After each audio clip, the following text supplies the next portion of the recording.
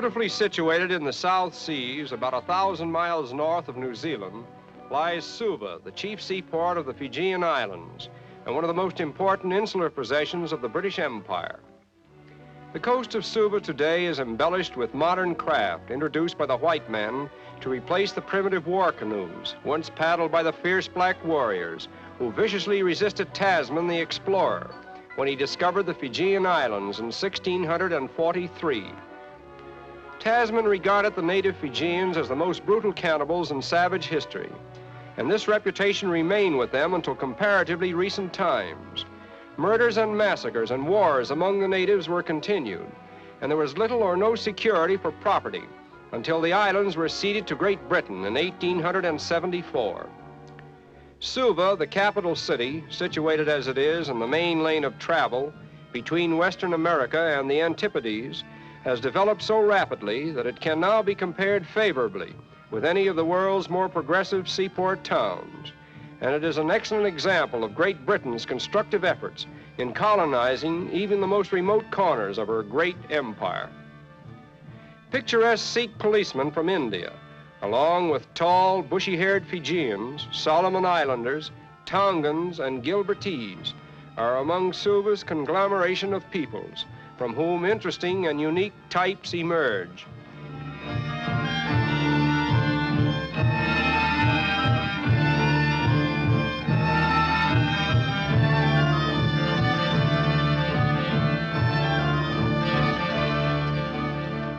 Suva is particularly noted for its pretentious private estates, as exemplified by the one upon which the British governor resides.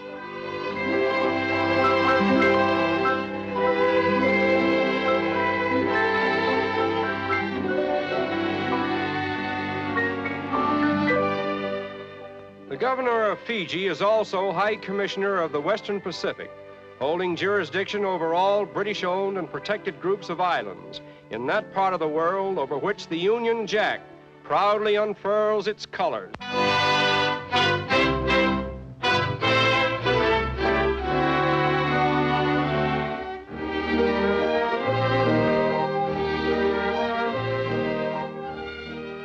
And it is here that we meet Governor Richard's wife and children, praiseworthy examples of the white race as it thrives in the islands of Fiji, where Great Britain has devoted diligent attention to the health and education of all races.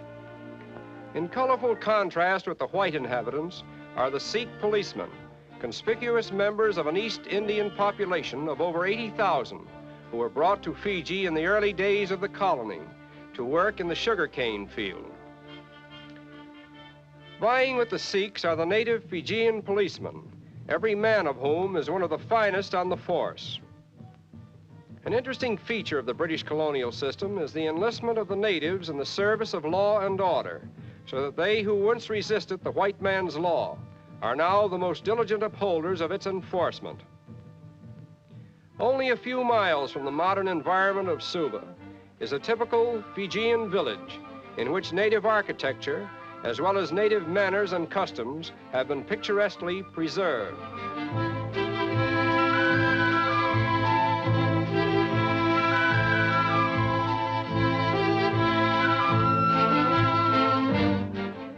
Although the Fijians are a mixed people of Melanesian and Polynesian elements, they are usually classified as Melanesians. The status of the women is said to be more exalted than that of the native women in other islands of the South Seas, the upper class in particular having considerable freedom and influence. Their moral code is also of an unusually high standard.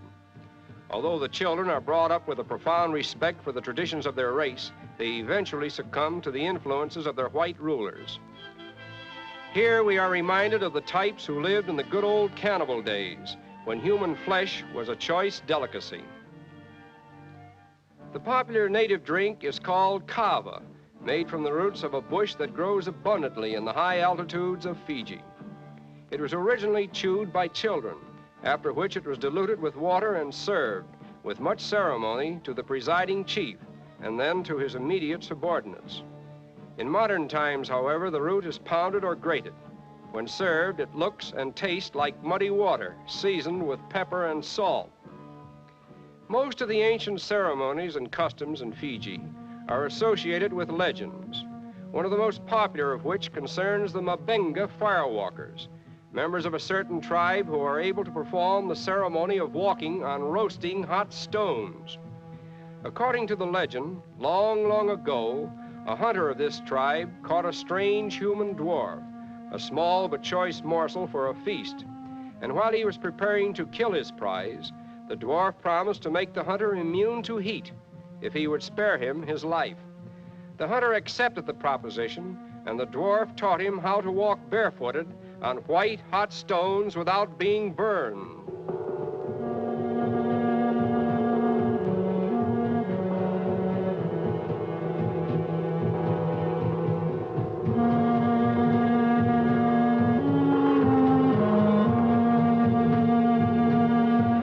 So much for the legend, but from a more logical viewpoint, it is believed that the tough soles of the firewalkers' feet are treated with a secret formula which acts as a non-conductor of heat long enough to permit them to walk across a pit of sizzling hot stones without burning their feet.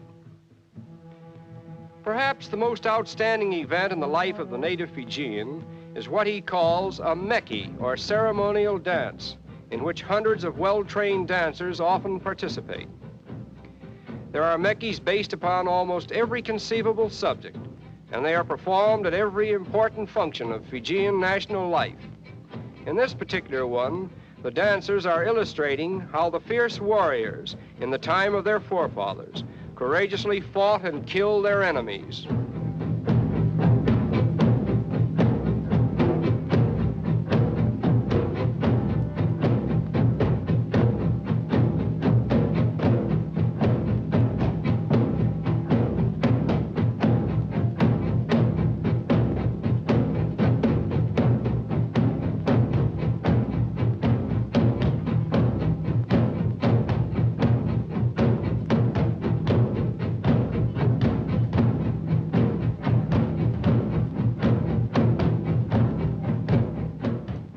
And so it has come to pass that the ferocious cannibals of Fiji, who once terrorized civilization, are no more, although their descendants still glorify in their mekis the physical prowess and courage of the cannibal regime.